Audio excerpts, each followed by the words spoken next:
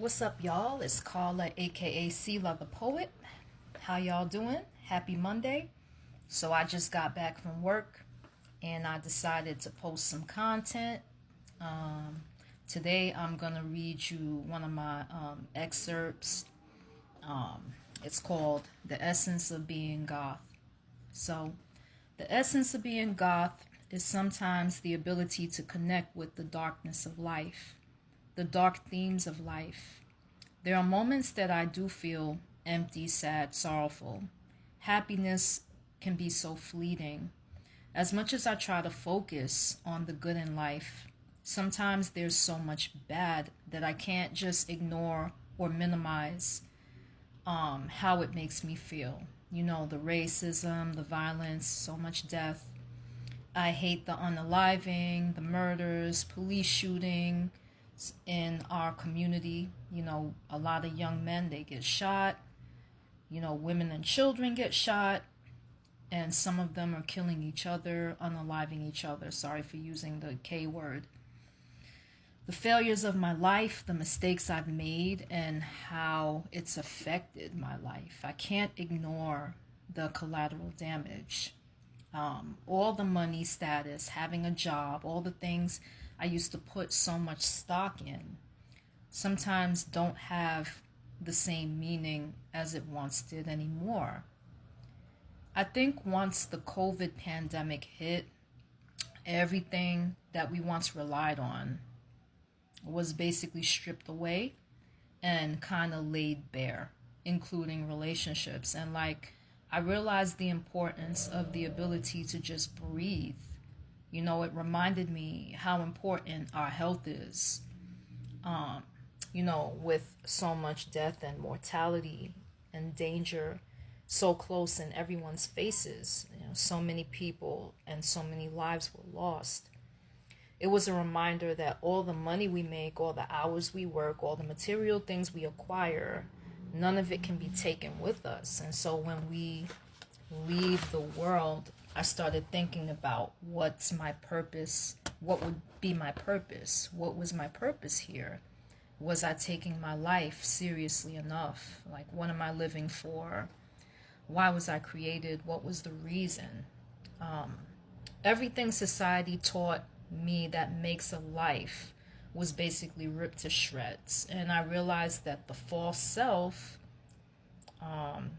it may have been a false self that society was teaching me, you know, what life is supposed to be, the false self.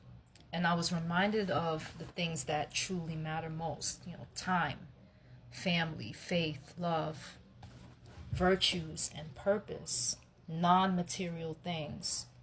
You know, I was reminded of longings not fulfilled, goals I didn't reach. In the early days of the quarantine, each day was filled with such anxiety, tension, unsureness, not sure if I was going to make it, not sure if my family was going to make it through.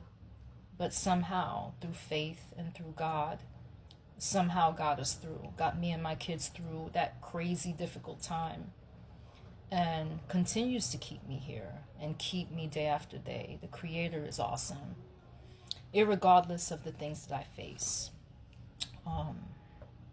I started to think about the different discussions and clashes that I've had with people, and it just makes me more aware of the mindsets of others and why I'm reminded to not be so trusting of other people.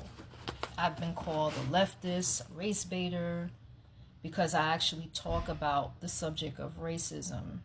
I've been called the N-word by a member of a Puerto Rican group, and I'm Puerto Rican, and yet I'm being called the N-word.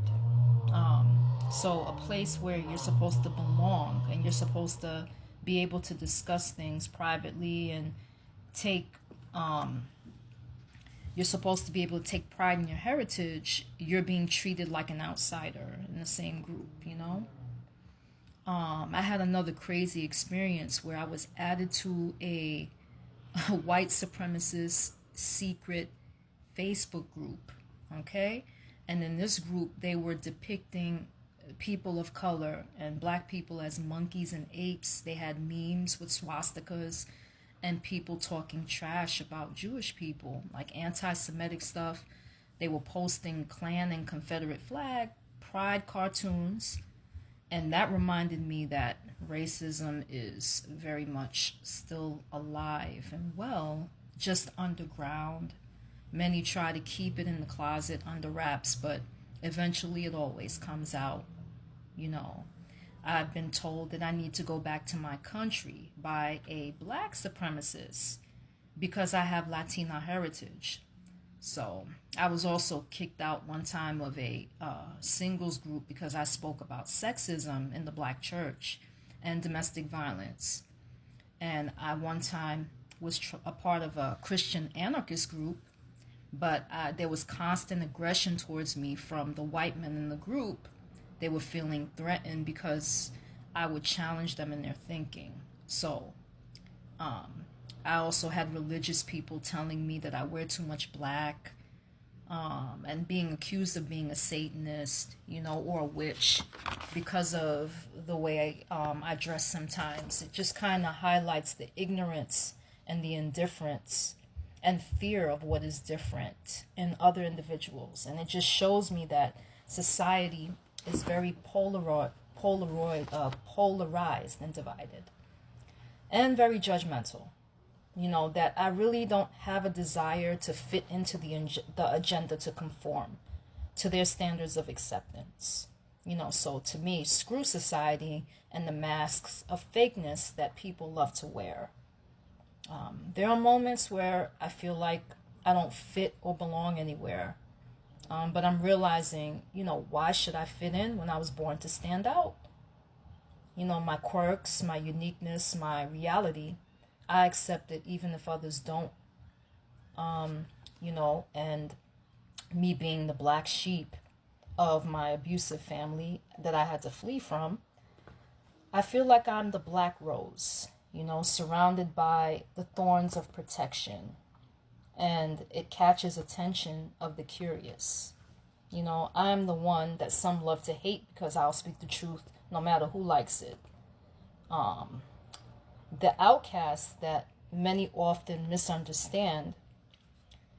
That's why I kind of wrap myself sometimes in solitude and I kind of stay in the shadows. You know, I consider myself like a shadow dweller, you know, surrounded by the darkness of the world, yet the light of my faith in Christ, it kind of still shines and his spirit still lives in me, you know. But being goth, I was, when I joined that community, I found people more accepting of me than how I was accepted in religious groups. You know, I don't understand how that is, you know. We're supposed to love one another. We're supposed to support one another in the church, and we're supposed to show each other love. And I don't even get acceptance from over there. So I kind of just see myself kind of like as a rebel. And when people say, well, I wear so much black, they always think that or they say that I'm goth or alternative. That's how people label me. So I kind of started labeling myself that way. But anyway, so those are just my thoughts on the essence of being goth and kind of some of the themes and life experiences that kind of brought me there. All right, so I'll post more content later. You guys have a good night so far, and I'll see y'all later. Peace.